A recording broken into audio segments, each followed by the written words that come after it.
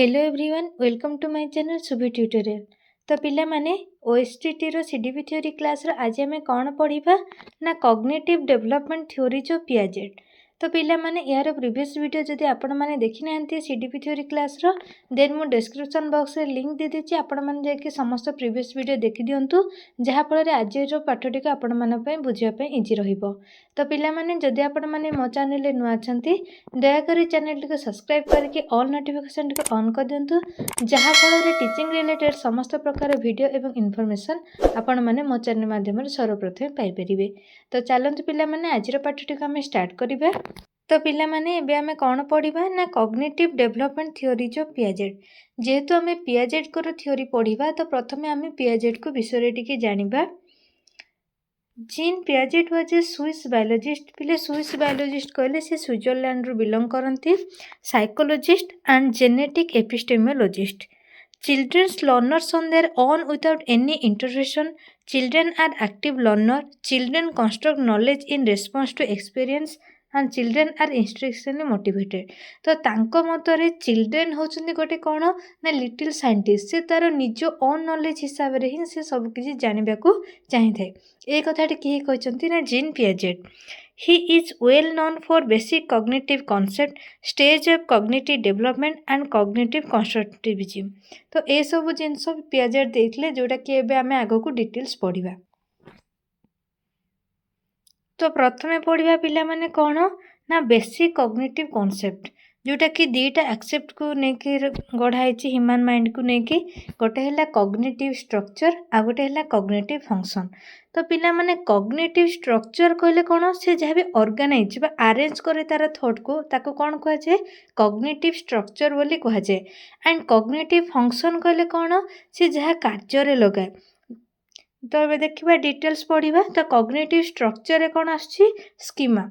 तो पिले माने एटा हूँ तुम गोटे इंपोर्टेंट टर्म स्कीमा। स्कीमा कौन ना creating mental image about object action और कॉन्सेप्ट। एबे जहाँ भी आम गोटे चाइल्ड को कॉन्सेप्ट कहूचे सी ता माइंड रे कौन ना से मैपटा को क्रिएट करदेव। जमती कि देख create meaning about a thing और एक्सपीरियंस। आम जहाँ ताको बुझाऊे कि जहाँ ताको आम कहूचे आम से विषय कहला बेलू ता माइंड से इमेजटा क्रिएट हो जातो। जमती कि सी ए 4 legged animal and call dogs. आम ताको गोटे गोटे एनिमल 4टा गोड़ अच्छे आम ताको देखिए कही सी हूँ डॉग। जमती ताहले सी कौन ता माइंड रे से फिट करके रखी देथिबो जे जो एनिमल जार 4 लेग अच्छी सी कौन ना डॉग बोली सी ता माइंड रे सेट कला। नेक्स्ट कॉग्निटिव फंक्शन ता अंडर कौन आसो ना आडाप्टेशन। आडाप्टेशन कहले कौन adjust to change in the environment. से एनवायरनमेंट को लेकिन सी एबे 4 लेग देखिला एनिमल से डॉग बोल जानथिला कौन सब 4 लेग एनिमल डॉग कि नहीं हुए तो से 4 लेग एनिमल देखिबो बट सेटा कौन हेतिबो डॉग बदल रे कैट हेतिबो आउ सेथिरे से किछि डिफरेंस जानिला एवं ताको से एनवायरनमेंट को नेकी ता स्कीमाटा को चेंजेस कला। से सिचुएशन को कौन कहा जाए ना आडाप्टेशन बोली कहा जाए। ए आडाप्टेशन रो पुणी दुईटा स्टेट अछि गोटे है आसिमिलेशन आ गोटे है अकोमोडेशन। तो आसिमिलेशन कौन फिटिंग और आड द एग्जिस्टिंग स्कीमा और एक्सपीरियंस और knowledge into a new situation. ता पूर्वर जहाँ से स्कीमा माइंड रे फिट करथला विथ से जहाँ नुआ एक्सप्रेशन एक्सपीरियंस से जहाँ गेन कला से आडप प्रोसेसटा को कौन कहा जाए ना आसिमिलेशन बोली कहा जाए। जमती कि तुम एग्जांपल माध्यम भल बुझी पार पिला माने देख a child sees a new type of dog that they have never seen before and immediately point to the animal and say dog.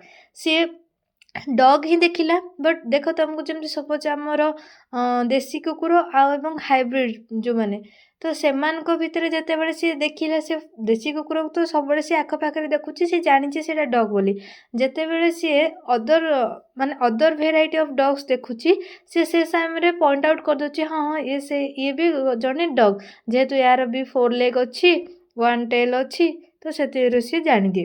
तो जिते बड़े सी से कथाटा कहीदे आम से सिचुएशन को कहीं तार स्कीमा फिट थिला विथ किसी न्यू एक्सपीरियंस भी से गेन कला विथ से समान कथा कहला।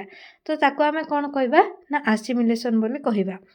अकोमोडेशन कहले कौन ना चेंजिंग और मॉडिफाइंग द एक्जिस्टिंग स्कीमा। से जहाँ जानी थिला से चेंजेस आनियो। एबे से जानी थिला जे जार 4टा गोड़ अच्छी गोटे लांज अच्छी सी डॉग बोली बट से जदि किसी चेंजेस आसिला एबे ଦେଖ ଯେମିତି ଦ୍ୟାଟ୍ ଇଜ୍ ଏ 4 legged ହର୍ସ, ସେ ମାନେ ହର୍ସକୁ ଦେଖିକି ସିଏ ଯଦି କହିବ କି ଆଉ ଡଗ୍ ବୋଲି, ନାଇଁ, ସିଏ ଯେତେବେଳେ ହର୍ସ ଆଉ ଡଗ୍ ଭିତରେ ଡିଫରେନ୍ସ ଜାଣିପାରେ, ନାଇଁ ନାଇଁ ସବୁ 4 leg ଆନିମଲ୍ ଡଗ୍ ନୁହନ୍ତି, ମାନେ ଏବେ ଯେମିତିକି ହର୍ସ ଦେଖିଲା, କ୍ୟାଟ୍ ଦେଖିଲା, ସେ ଭେରାଇଟି ଜିନିଷ ଦେଖିଲା, ସେତେବେଳେ ତାର ଯେଉଁ ନଲେଜଟା ଆସିଯାଏ ତାକୁ କ'ଣ କୁହାଯାଏ ନା ଆକୋମୋଡେସନ୍ ବୋଲି କୁହାଯାଏ। ନେକ୍ସଟ ପିଲାମାନେ ଆଉ ଗୋଟେ ଷ୍ଟେଟ୍ ଅଛି କ'ଣ ନା ଇକ୍ୱିଲିବ୍ରିୟମ୍। ଇକ୍ୱିଲିବ୍ରିୟମ୍ କହିଲେ କ'ଣ ପିଲାମାନେ, ଯେତେବେଳେ ସେ ବାଲାନ୍ସ କରିପାରେ ବିଟୁଇନ୍ ଆସିମିଲେସନ୍ ଆଉ ଆକୋମୋଡେସନ୍, ପୂର୍ବରୁ କ'ଣ ଜାଣିଥିଲା ଆଉ ଏବେ କ'ଣ ଜାଣିଲା, ଏବଂ ତାକୁ ସେତେବେଳେ ସେ ଡଗ୍କୁ ଦେଖିଲେ ଡଗ୍ ବୋଲି କହିପାରେ, ହର୍ସକୁ ଦେଖିଲେ ହର୍ସ ବୋଲି କହିପାରେ, ସେଇ ଯେଉଁ ଷ୍ଟେଟ୍ଟା ଆସିଗଲା ସେ ମାନେ ସେ ସମୟ କ'ଣ କୁହାଯାଏ ନା ଇକ୍ୱିଲିବ୍ରିୟମ୍ ବୋଲି କୁହାଯାଏ। ନେକ୍ସଟ ଡିସଇକ୍ୱିଲିବ୍ରିୟମ୍ କହିଲେ କ'ଣ ନା if does not produce satisfy result then it happens and motivates for learning. ଯେତେବେଳେ ସେ କିଛି ସାଟିସ୍ଫାଏଡ୍ ହେଇପାରିଲା ନାହିଁ ତାର ନଲେଜରେ, ସେ ତାହେଲେ ନୂଆ ନୂଆ ଏକ୍ସପିରିଏନ୍ସ ପାଇବାକୁ ଚେଷ୍ଟା କରିଥାଏ। ତ ସେଇ ପିରିୟଡ଼କୁ ହିଁ କ'ଣ କୁହାଯାଏ ଡିସଇକ୍ୱିଲିବ୍ରିୟମ୍ ବୋଲି କହିଥାଏ। ବୁଝିପାରିଲ ନା ପିଲାମାନେ, ଆମର ହ୍ୟୁମାନ୍ ମାଇଣ୍ଡକୁ ଦୁଇଟା କନସେପ୍ଟରେ ନିଆଯାଇଛି, ଗୋଟେ ହେଲା କଗ୍ନିଟିଭ୍ ଷ୍ଟ୍ରକ୍ଚର୍ ଆଉ ଗୋଟେ ହେଲା କଗ୍ନିଟିଭ୍ ଫଙ୍କସନ୍। କଗ୍ନିଟିଭ୍ ଷ୍ଟ୍ରକ୍ଚର୍ କହିଲେ କ'ଣ ନା ତାର ସେ ଥଟ୍କୁ କେମିତି ଆରେଞ୍ଜ କରୁଛି, ତାକୁ ହିଁ ଆମେ କହୁଛେ କଗ୍ନିଟିଭ୍ ଷ୍ଟ୍ରକ୍ଚର୍। ଆଉ କଗ୍ନିଟିଭ୍ ଫଙ୍କସନ୍ କହିଲେ କ'ଣ ନା ଯାହା ସେ ଶିଖିଲା ତାକୁ ସେ ଯେତେବେଳେ ଆକ୍ଟିଭିଟିରେ ଶୋ କରୁଛି ବା ଯାହା ସେ ୱାର୍କ କରୁଛି, ଆମେ ତାକୁ କହିବା କଗ୍ନିଟିଭ୍ ଫଙ୍କସନ୍। କଗ୍ନିଟିଭ୍ ଷ୍ଟ୍ରକ୍ଚର୍ ଅଣ୍ଡରରେ କିଏ ଆସୁଛି ସ୍କିମା, ଏବଂ କଗ୍ନିଟିଭ୍ ଫଙ୍କସନ୍ କିଏ ଆସୁଛି ଆଡାପ୍ଟେସନ୍। ଆଉ ଆଡାପ୍ଟେସନ୍ ଅଣ୍ଡରରେ ଦୁଇଟା ଆସୁଛି, ଗୋଟେ ହେଲା ଆସିମିଲେସନ୍ ଆଣ୍ଡ ଅଦରଟା ହେଲା ଆକୋମୋଡେସନ୍। ତ ପିଲାମାନେ ସ୍କିମା କହିଲେ କ'ଣ, ଆମେ ଗୋଟେ ଚାଇଲ୍ଡ ମାଇଣ୍ଡରେ ଯାହା ଫିଟ୍ କରିଛେ, ଏବେ ଆମେ ତାକୁ ଗୋଟେ 4 leg ଆନିମଲ୍ ଦେଖେଇଛେ, ଆମେ ତାକୁ କହୁଛେ ଏ ଡଗ୍, ତ ସିଏ ତା ମାଇଣ୍ଡରେ ଫିଟ୍ କଲା, ହଁ ଯେତିକି 4 leg ଆନିମଲ୍ ଅଛନ୍ତି ସିଏ ହେଲା ଡଗ୍। ଆସିମିଲେସନ୍ କହିଲେ କ'ଣ, ସେମ୍ ଟାଇପ୍ର ବଟ୍ ସେ ଭେରାଇଟି ଜାଣିପାରେ, ସେଇ ଟାଇମ୍ରେ ଆମେ କ'ଣ କରିପାରିବା ଆସିମିଲେସନ୍। ସ୍କିମା ପ୍ଲସ୍ ନ୍ୟୁ ଇନଫର୍ମେସନ୍ ହେଲେ ଆମେ ତାକୁ କ'ଣ କହିବା ଆସିମିଲେସନ୍।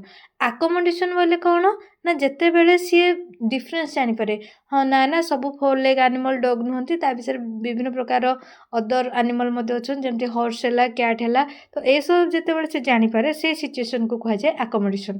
ଏବଂ ଯେତେବେଳେ ଆସିମିଲେସନ୍ ଆଉ ଆକୋମୋଡେସନ୍ ଭିତରେ ଇକ୍ୱିଲିବ୍ରିୟମ୍ କ'ଣ ରହିଛି ସେଟାକୁ ସେ ଯଦି ବାଲାନ୍ସ କରିପାରେ, ସେଇ ସମୟକୁ କୁହାଯାଏ ଇକ୍ୱିଲିବ୍ରିୟମ୍। ଆଉ ଡିସଇକ୍ୱିଲିବ୍ରିୟମ୍ କହିଲେ କ'ଣ ନା ଯେତେବେଳେ ସେ ଯାହା ପ୍ରଡ୍ୟୁସ୍ ହେଲା ସେତେବେଳେ ଯଦି ସେ ସାଟିସ୍ଫାଏଡ୍ ରେଜଲ୍ଟ ନ ପାଉଛି, ଆଉ ସିଏ ଚାହିଁଥାଏ ସବୁବେଳେ କିଛି ଯେମିତି ନୂଆ କିମ୍ବା ନୂଆ ପାଇବାକୁ ଚେଷ୍ଟା କରେ, ନ୍ୟୁ ଇନଫର୍ମେସନ୍, ନ୍ୟୁ ଏକ୍ସପିରିଏନ୍ସ ପାଇବାକୁ ଚେଷ୍ଟା କରେ, ସେ ପିରିୟଡ଼କୁ କୁହାଯାଏ ଡିସଇକ୍ୱିଲିବ୍ରିୟମ୍। ବୁଝିପାରିଲ ନା ପିଲାମାନେ, ତୁମର ଏକ୍ଜାମ୍ରେ ସବୁବେଳେ କନସେପ୍ଟ ବେସ୍ କ୍ୱେଶ୍ଚିନ୍ ହିଁ ପଚାରେ, ତୁମେ ଯଦି କନସେପ୍ଟ ହିଁ କ୍ଲିଅର୍ ନାହ ତାହେଲେ ତୁମେ ଆନ୍ସର୍ ଦେଇପାରିବ ନାହିଁ। ସେଥିପାଇଁ ତୁମକୁ ବାରମ୍ବାର କହୁଛି ତୁମେ କନସେପ୍ଟକୁ ଥୋରୋଲି ବୁଝିବାକୁ ଟ୍ରାଏ କର।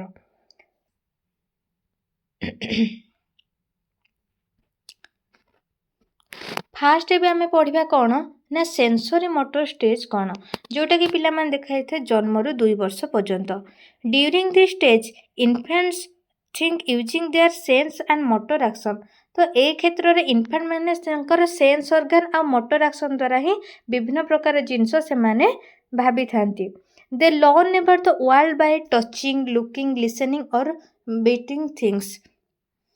ତ ପିଲାମାନେ ଏଇ ସମୟରେ ସେମାନେ ବିଭିନ୍ନ ପ୍ରକାର ଜିନିଷକୁ ଛୁଇଁକି, ଦେଖିକି, ଶୁଣିକି କିମ୍ବା ତାକୁ ଟେଷ୍ଟ କରିକି ବିଭିନ୍ନ ପ୍ରକାର ଜିନିଷ ଜାଣିଥାନ୍ତି। Trial and error method is a major basis of learning. ଆଉ ଏଇ ସମୟରେ ଚାଇଲ୍ଡଟା କାହା ଦ୍ୱାରା ବେଶୀ ଲର୍ନ କରିଥାଏ ନା ଟ୍ରାଏଲ୍ ଆଣ୍ଡ ଏରର୍ ମେଥଡ଼ରେ। Cognitive development at this stage is characterised by goal directed behaviour ହେଲା, object permanence concept, mental representation, cause and effect relationship and coordinate space. ତ ଏବେ ଗୋଟେ ଗୋଟେ ବୁଝିବା ପିଲାମାନେ ଦେଖ, goal directed behaviour child show କରିଥାଏ। ଗୋଲ୍ ଡିରେକ୍ଟେଡ୍ କହିଲେ କ'ଣ ପିଲାମାନେ, ତୁମେ ଯଦି ଛୋଟ ଛୁଆଙ୍କୁ ଦେଖିଥିବ ସେ ସବୁବେଳେ କିଛି ଜିନିଷ ପାଇବାକୁ ଚାହିଁଥାଏ, ଏବେ ତା ଆଗରେ ତୁମେ କିଛି ଜିନିଷ ନେଇଯାଉଛ ତ ସେ ସେଟାକୁ ଆଣିବା ପାଇଁ ଟ୍ରାଏ କରିଥାଏ। ତ ଏସବୁ ହେଲା କ'ଣ ନା goal directed. Next object permanence concept କହିଲେ ସେ ଭାବିଥାଏ ଯେ ସବୁ ଅବଜେକ୍ଟ କ'ଣ ନା ତାର ପରମାନେଣ୍ଟ ଅଛି। ମନେକର ଏବେ ତୁମେ ତାକୁ ଗୋଟେ ଟୟଟେ ଦେଉଛ, କିଛି ସମୟ ପରେ ସେ ଟୟଟାକୁ ତା ଆଗରେ ନେଇଯାଉଛ, ତାହେଲେ ସେ ଖୋଜିବ ସେ ଟୟଟା କୁଆଡ଼େ ଗଲା, କାହିଁକିନା ସିଏ ତା ମନରେ ଅଛି ଯେ ସବୁ ଜିନିଷ ହେଲା କ'ଣ ନା ପରମାନେଣ୍ଟ, ତାଙ୍କର ସେ ସବୁବେଳେ ରହିଥାନ୍ତି। Next mental representation. एंड कज and effect relationship and coordination एवं सबु समय से माने कौन करथांती ना तांकर मेंटल रिप्रेजेंटेशन तांकर निज बुद्धि रो बा निज आइडिया रो जहाँ साए से माने ही से कार्य को सब शो करई थांती बुझी पारलो पिला माने सेंसरी मोटर स्टेज रे ए सब कैरेक्टरिस्टिक चाइल्ड माने देखि थांती एबे देखो पिला माने गोल directed behaviour during sensory motor stage reflex action need तो रिफ्लेक्स एक्शन कहले कौन पिला माने जेमति कि हमर देखो तुम आखि आग हठात कहीं जने हाथ आन जति तुम आखि पता आपे आपे बंद हो जिबा कि तुम पड़ी जाउछ तुम पूरा डायरेक्ट न पड़ी जाए कि तुम गोड़र टिके बैलेंस तुम प्रथमे ट्राई करो ना मुटे केमति स्टेबल हे पारिबि कि तो ए सब कहार एग्जांपल ना रिफ्लेक्स एक्शन रो This stage is marked by beginning of directed behavior.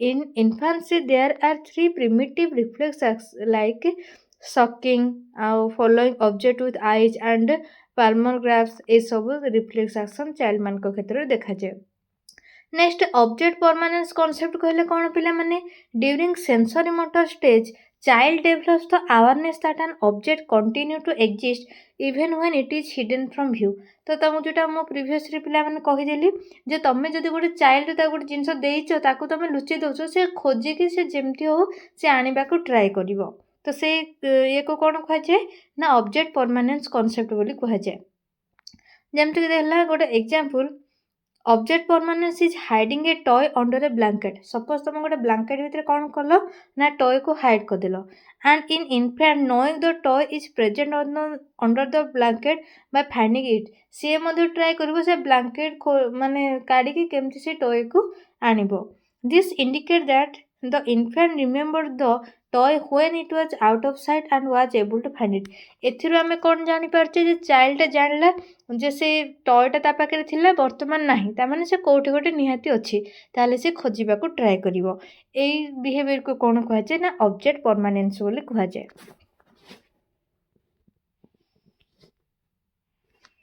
Next mental representation कहले कौन the child develops ability to keep mental picture of an event even beyond immediate experience से सब बेले कौन करथे ना ता माइंड रे गोटे मेंटल पिक्चर बने दिए जहाँ सब इवेंट हैला जेमति कि एग्जांपल देखो a child may begin at tantrum after seeing another child doing it some time ago this is known as a deferred imitation तो किसी समय पर से गोटे जिन देखी आ से कथा को सी गुणगुण होची कि कौन से माध्यम कहूँ ताहले आम कौन कहवा ना मेंटल रिप्रेजेंटेशन बोली कहवा cause and effect relationship child learns the concept of object causality or he or she develops that there is a cause and effect association. A child may make different sounds to get the attention from caregivers. तो सबले child चाहिए ता प्रति ही समस्ते केमती attractive होंतु से विभिन्न प्रकार साउंड करिथाए जेमती समस्ते मते अट्रैक्टिव होंतु मो पाखक आसतांतु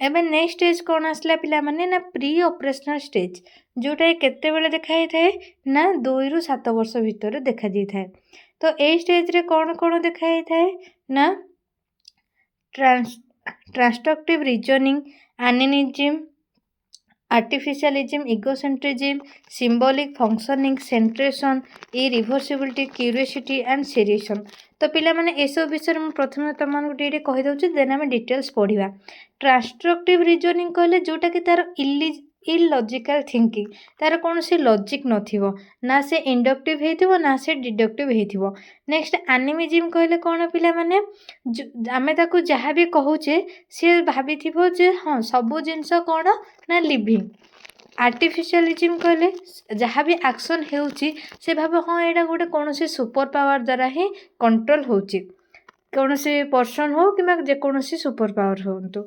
इगोसेंट्रिज्म कहले कौन ना सी जहाँ चिंता करुथबो से भाबो जे हाँ से ही ठीक करछि ना सिंबॉलिक फंक्शनिंग से विभिन्न प्रकार सिंबल माध्यम रे कार्य करि पारे सेंट्रेशन कहले कौन ना केवल गोटे दिग प्रति ही से ध्यान दिए अदर एक्सेप्ट को देखिकी से क्लासिफिकेशन करि पारे नाही किमा कोनोसी थिंकिंग पावर तार डेवलप हे पारे नाही इरिवर्सिबिलिटी कहले गोटे काम जदि हेछि तार आउ रिभर्स प्रोसेस को तार कौन हो पार तार रिभर्स प्रोसेस से चिंता करि पारे नाही क्यूरियोसिटी एंड सीरियसन आई समय कौन होता है से विभिन्न प्रकार जिनस जानवा को चेष्टा करता है एंड सीरियसन कहले सब जिनस सिक्वेन्स वाइज से डेभलप करने सिक्वेन्स वाइज से सेटअप करने को चाहिए।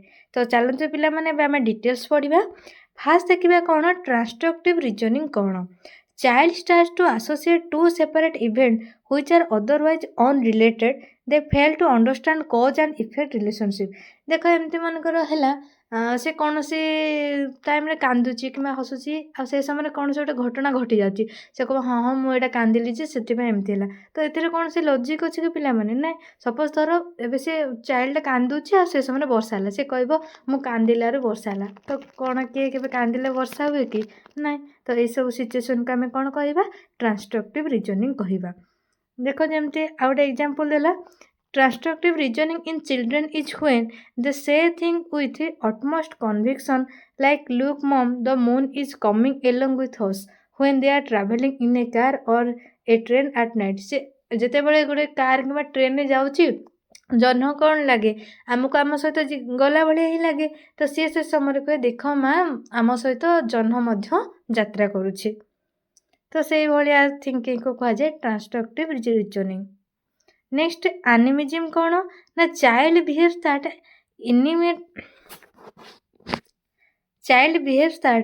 Inanimate object have life and are capable of action.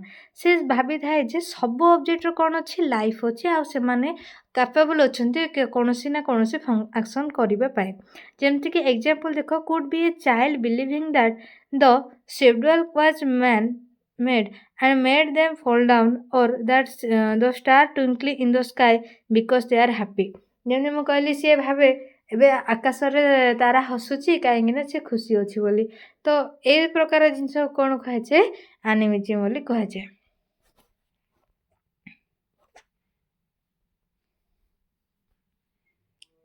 Next artificialism कौन child behaves that environmental object are controlled by people. सब बेले भावे जे आम परिवेश जहाँ भी अच्छी से क्या द्वारा कंट्रोल होता है ना पीपुल द्वारा कंट्रोल होता है। जमीक एग्जांपल देला a child might say that it is windy outside because someone is blowing very hard और the clouds are white because someone painted them that colour. जमीक देख पवन है तो कहीं जन माने सी भावे जे कहीं जन जमी जोरे ब्लोइंग करुचे से आमको यह फील होची ना क्लाउड जो अच्छी तार कलर ये कहीं किए जड़े से कलर पेंट करी बुझेगा। तो यहाँ हूँ आर्टिफिशियलिज्म तार थर्ड से कहीं ना कहीं जड़े कौन एनवायरमेंट जेकोसी सिचुएसन कहीं जड़े पर्सन कहीं जड़े पीपुल दायी। इगोसेंट्रिज्म कौन during this stage child believes that other see feel and think exactly the same as him or herself. से भावे सी जहाँ भावुची चिंता करुच्ची अन्य माने से भली चिंता करुचंती भावुचंती। जमीक एग्जांपल देख चाइल्ड में want a toy truck for his birthday when then child is asked to what their mother would like for her birthday the child may say toy truck। तो देख मनकर छुआटी को तार बर्थडे टॉय ट्रक दरकार ता मामा ठीक birthday बेले पचारे जे छुआ कहलु मो बर्थडे मत कौन दरकार तो से विदिन मिनिट आंसर देते मामा तुमको टॉय ट्रक दरकार कहीं ना छुआ को तो टॉय ट्रक दरकार थिला से सी भी चिंता करे मत जहाँ दरकार मो मामा को से दरकार। नेक्स्ट सिंबॉलिक फंक्शनिंग कले कौन ना child develops the ability to make use of symbols in communication समय से कौन यूज करे सिंबल्स जमती कि देख नेक्स्ट आसले सेंट्रेशन कले कौन child develops the ability to focus attention on only one aspect of a situation at a time से केवल गोटे सिचुएशन को ही फोकस करें। सपोज देख गोटे चाइल्ड को आम कौन कले ना टोटाल 2टा रसगोला अच्छी 2टारू बापा कौन कले ना गोटे रसगोला रखिले आ छुआ को कौन कले ना से गोटे रसगोला बुड़ीगला से गोटे को 2 फाड़ करके देले तो चाइल्ड से खुशी हो जाए जे बापा गोटे खाइले बट मत 2टा देले सी आ से समय खाली सी कौन देखिला ना रसगोला को ही फोकस कला तार साइज मास ए सब ऊपर सी आ किसी फोकस कला नहीं। तो से कहगला ये पीरियड कौन कह सेंट्रेशन से केवल गोटे एक्सेप्ट उपरे ही ध्यान दे पारे। नेक्स्ट इरिभर्सिबिलिटी कहले कौन ना a child can not reverse in mind what he or she does और नॉट गोटे जिनसर रिभर्सिबिलिटी से करें ना एबे सपोज देख ना गोटे पिला कौन करुच्ची सी करुच्ची गोटे मैथटे सपोज 3 + 5 = 8 ताहले सी 5 + 3 = 8 बोली ए रिभर्स प्रोसेसटा सी आउ कर पारिबो नै बा एबे देखो जो 5 + 3 = 8 आसिला तो अदर कौन कले भी सी सेम सिचुएशन आसीबो सी जानि पारे नाही। क्यूरियोसिटी कौन ना child begins to ask a lot of question because of curiosity आ ए समय चाइल्ड विभिन्न प्रकार क्वेश्चन करता कहीं ता मान क्यूरियोसिटी रही है। नेक्स्ट सीरियसन कहले कौन ना child does not have the ability to classify things into categories ए समय विभिन्न प्रकार सीरियसन बा से कैटेगोरीज करि पारे नाही।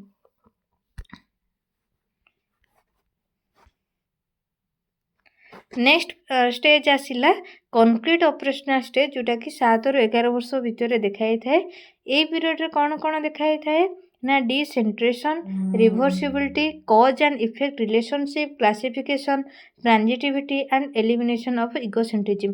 तो पिला माने एडा कौन ना प्री ऑपरेशनल स्टेज रो पूरा अपोजिट सेठी जहाँ जाइले एटा तार अपोजिट हुए। एठी देखो कौन देखा जाए डिसेंट्रेशन डिसेंट्रेशन कहले कौन न्यू child develops the ability to focus attention on many aspect of a situation simultaneously से एका समय रे विभिन्न जिनस को ध्यान देकी से सब किछि जानि पारे। जेमति कि देखो सपोज एबे से सेम एग्जांपल नेबा से प्रीवियस रे तार कौन थिला सेंट्रेशन थिला से फोकस करि पार नथला विभिन्न एक्सेप्ट को नेकी बापा जेतेबेले ताको गोटे रसगोल्ला को दिभाग करके दे देउथले से खुशी हो जातला बट एठी से जानि परिबो जे हाँ जे बापा मते मिछ कहले काइना सेम रसगोल्ला तार मास काइना सब जिनसर मास सब बेले सेम रुहे तो सी कौन करचंती जेतु सेम साइज रो अछि ताले केबे मध्य एटा दीटा रसगोल्ला होई परिबो नाही नाले अदर एग्जाम्पल देखो if a child favourite hobby is riding A bike it would not necessarily mean that the people around them also prefer biking instead of walking or riding a scooter। तो से सब भाव जदि से तार hobby है bike चलेबा ताहले एटा दरकार ना जे पीपल माने मध्य प्रिफर करिवे जे बाइक ही चलेबे कि वाकिंग करिया पसंद करे कि स्कूटर राइड करबा को पसंद करे बुझिला।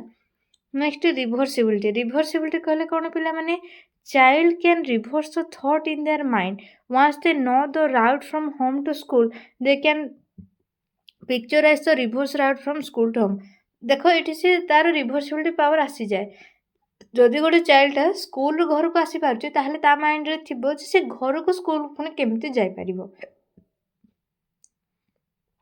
नेक्स्ट देखो cause and effect relationship children develop the concept that there is a cause for some event at this stage they understood cause of rain is because of clouds in the sky। एही समय से विभिन्न प्रकार जिनस जानि पारे जे कौन घटना घटुची ता पछरे किछि ना किछि कारण थाए जेमति कि देखो वर्षा हबार कारण होची वर्षा हबार कारण कौन होई पारे ना जेहेतु आकाश रे कौन अछि क्लाउड्स अछि बुझिला। एठी आउ कौन देखा जाए ना से क्लासिफिकेशन करि पारे कौन क्लासिफिकेशन ना child able to classify things based of their properties child develops the ability to arrange things according to some order जेमति कि फ्रॉम स्मॉल टू लार्ज सानो रु बड़ हो सजेबा हो कि thin to thick thin to thick thin कहले कौन ना पतला रु मोटा हबा किंबा लाइट टू हेवी हलुका रु मोटा।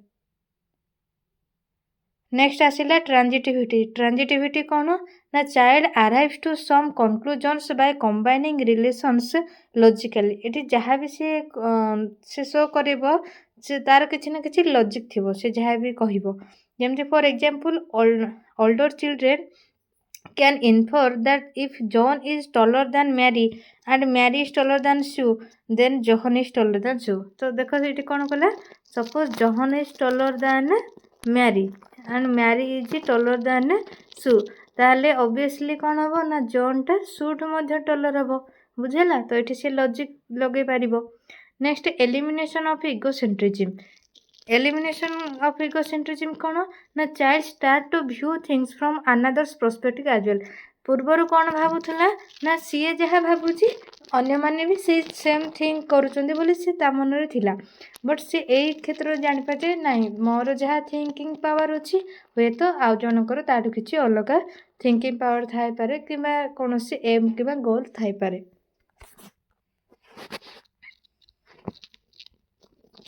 नेक्स्ट आसिला कौन ना फॉर्मल ऑपरेशनल स्टेज जोटा केतेरु देखा जाए 12 वर्ष किंबा तापरे इस क्षेत्र में कौन कौन देखा जाए ना deductive reasoning abstract thinking problem solving hypothetical thinking adolescent egocentrism imaginary audience and personal fable. तो ये डिटेल्स पढ़िए गोटे गोटे एब्स्ट्रैक्ट थिंकिंग कहले कौन ना children begin to imagine and predict the possible outcome of action and develop long term planning. तो ये क्षेत्र में कौन हुए ना चिल्ड्रेन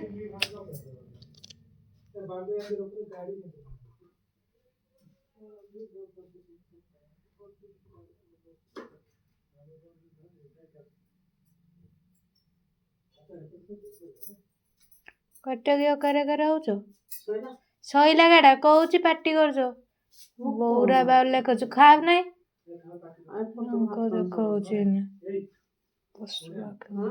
कबाड़ देख जा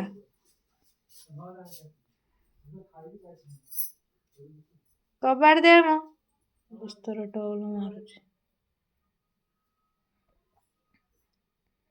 तो एब्स्ट्रैक्ट थिंकिंग कहले कौन पिला माने children begin to imagine and predict the possible outcome of action and develop long term planning. तो यही क्षेत्र में कौन ना चिल्ड्रेन किसी प्रेडिक्ट करि पारे किंबा पॉसिबल आउटकम से प्रोवाइड करे। नेक्स्ट डिडक्टिव रीजनिंग कौन ना child develops the ability to use a general rule to determine specific outcome.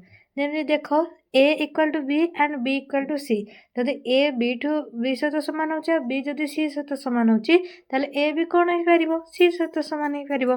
तो ये जो तार सॉल्विंग प्रोसेसटा डेवलप हुए कौन कहुए ना डिडक्टिव रीजनिंग बोली कहुए। Next problem solving child is now able to solve a problem in a logical and methodical way. ये चाइल्ड कौन करे जहाँ भी प्रॉब्लम से सॉल्व करे किसी लॉजिक लगे कि कौन मेथड साहाय्य ही से प्रॉब्लम को सॉल्व करे। नेक्स्ट आसिला hypothetical thinking child can guess about the possible outcome. A child जहाँ भी सी दिए आइडिया सब से कौन थाए ना पॉसिबल आउटकम ही रही थाए।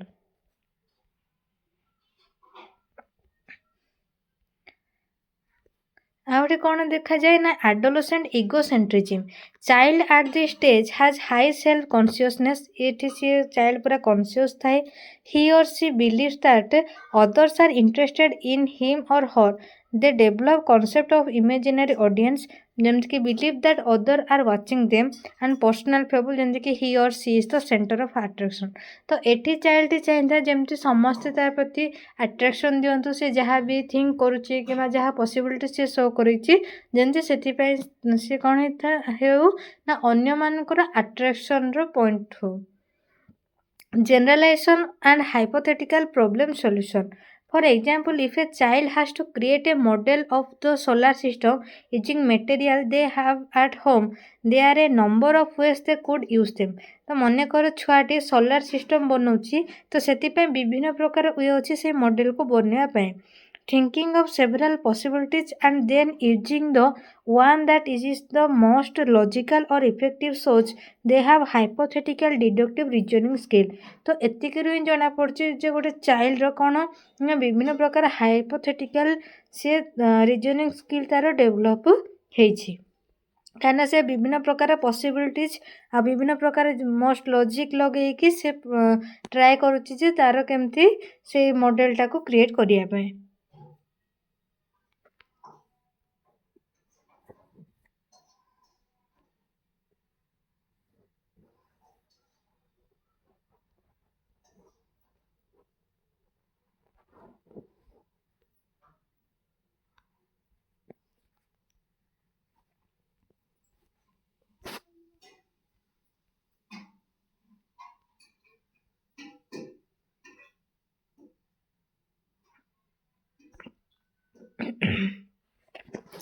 ଏବେ ପଢ଼ିବା କ'ଣ ନା ଏଜୁକେଶନାଲ ଇମ୍ପ୍ଲିକେସନ୍ ଅଫ୍ ପିଆଜେଟ୍ସ ଥିଓରି। ଏଜୁକେଶନାଲ ଇମ୍ପ୍ଲିକେସନ୍ କଲେ ଶିକ୍ଷା କ୍ଷେତ୍ରରେ କ'ଣ କ'ଣ ପ୍ରଭାବ ପକାଉଛି ପିଆଜେଟ୍ଙ୍କର ଥିଓରି। ଫାଷ୍ଟ କ'ଣ କହିଲା ନା ଡେଭଲପମେଣ୍ଟାଲି ଆପ୍ରୋପ୍ରିଏଟ୍ ଏଜୁକେସନ୍, ଯେଉଁଟାକି ଏଜୁକେସନ୍କୁ ଆପ୍ରୋପ୍ରିଏଟ୍ କରେ। ଇମ୍ପୋର୍ଟାନ୍ସ ଅଫ୍ ପ୍ରୋସେସ୍, ଆମକୁ ବିଭିନ୍ନ ପ୍ରୋସେସ୍ର ଇମ୍ପୋର୍ଟାନ୍ସ କ'ଣ ରହିଛି ଏବଂ କେଉଁ ସମୟରେ ଚାଇଲ୍ଡ କେମିତି ବିହେଭ୍ କରେ ତାକୁ ଯଦି ଗୋଟେ ଟିଚର୍ ଜାଣିପାରୁଛି ତାହେଲେ ପଢ଼ାଟା ସେତିକି ଇଫେକ୍ଟିଭ୍ ହେବ। କାହିଁକିନା ଯଦି ଛୁଆ କିଛି କହିଦେଉଛି ତାହେଲେ ଟିଚର୍ ବୁଝିପାରିବେ ନାହିଁ, ତା'ର ଯେହେତୁ ଏଜ୍ ହିଁ ସେମ୍ ଟାଇପ୍ର, ତ ସିଏ ସେଭଳି ସେମିତି ବିହେଭ୍ କରିବ। Next active learning, self initiated learning, ସବୁବେଳେ କ'ଣ ହେଇଥାଏ ନା ସେ ଛୁଆଟି ନିଜେ ପଢ଼ିବା ପ୍ରତି ଆଗ୍ରହ ଆଣିଥାଏ। Individual learning de emphasise attempts to make children adult like in their thinking, ଏବଂ ଚିଲଡ୍ରେନ୍ ଯେମିତି ତା'ର ଥିଙ୍କିଂରେ ଆଡଲ୍ଟ ଭଳି ବିହେଭ୍ କରିବ ସେଥିପ୍ରତି ଗୁରୁତ୍ୱ ଦିଏ। A focus on the process of children's thinking not just it product, ଆଉ ସବୁବେଳେ ଚାଇଲ୍ଡର ଥିଙ୍କିଂ ପ୍ରୋସେସ୍କୁ ମଧ୍ୟ ଆଖି ଦୃଷ୍ଟିରେ ରଖାଯାଏ। Recognition of crucial role of children self initiated active involvement in learning activities, ଏବଂ ସବୁବେଳେ ଦେଖାଯାଏ ଯେମିତି ଚାଇଲ୍ଡଟା ସେଲ୍ଫ ଇନିସିଏଟେଡ୍ ହେବ ବା ସେଲ୍ଫ ମୋଟିଭେଟେଡ୍ ହେବ ଏବଂ active involvement in learning activities, ପଢ଼ା ସମୟରେ ସବୁବେଳେ ସେ ନିଜ କାମ ବା ନିଜେ ହିଁ ସବୁକିଛି ଆକ୍ଟିଭିଟି ସେ କରିବାକୁ ଟ୍ରାଏ କରିବ। Acceptance of individual difference in developmental progress, ଆଉ ଡେଭଲପମେଣ୍ଟାଲ ପ୍ରୋଗ୍ରେସରେ ଯେହେତୁ ସମସ୍ତଙ୍କର ସମାନ ପ୍ରକାର ଡେଭଲପମେଣ୍ଟ ହେଇନଥାଏ ତାକୁ ଆକ୍ସେପ୍ଟ କରିବାକୁ ପଡ଼ିବ। ତ ଏସବୁ ଏଜୁକେସନାଲ ଇମ୍ପ୍ଲିକେସନ୍ ପକାଇଥାଏ ପିଆଜେଟ୍ଙ୍କର ଥିଓରିକୁ ନେଇକି। ତ ଆଶା କରୁଛି ପିଲାମାନେ ଆଜିର ଭିଡ଼ିଓଟି ଆପଣମାନଙ୍କ ପାଇଁ ବହୁତ ହି ହେଲ୍ପଫୁଲ୍ ରହିବ। ତ ପିଲାମାନେ ଆପଣ ଯଦି ମୋ ଚ୍ୟାନେଲରେ ନୂଆ ଅଛନ୍ତି ଦୟାକରି ଚ୍ୟାନେଲକୁ ସବସ୍କ୍ରାଇବ୍ କରିକି ଅଲ୍ ନୋଟିଫିକେସନ୍ଟିକୁ ଅନ୍ କରିଦିଅନ୍ତୁ, ଯାହାଫଳରେ ଏଇଭଳି ସମସ୍ତ ପ୍ରକାର ଟିଚିଂ ରିଲେଟେଡ୍ ଭିଡ଼ିଓ ଏବଂ ଇନଫର୍ମେସନ୍ ଆପଣମାନେ ମୋ ଚ୍ୟାନେଲ ମାଧ୍ୟମରେ ସର୍ବପ୍ରଥମେ ପାଇପାରିବେ। ଭିଡ଼ିଓଟିକୁ ଶେଷ ପର୍ଯ୍ୟନ୍ତ ଦେଖିଥିବାରୁ ଧନ୍ୟବାଦ।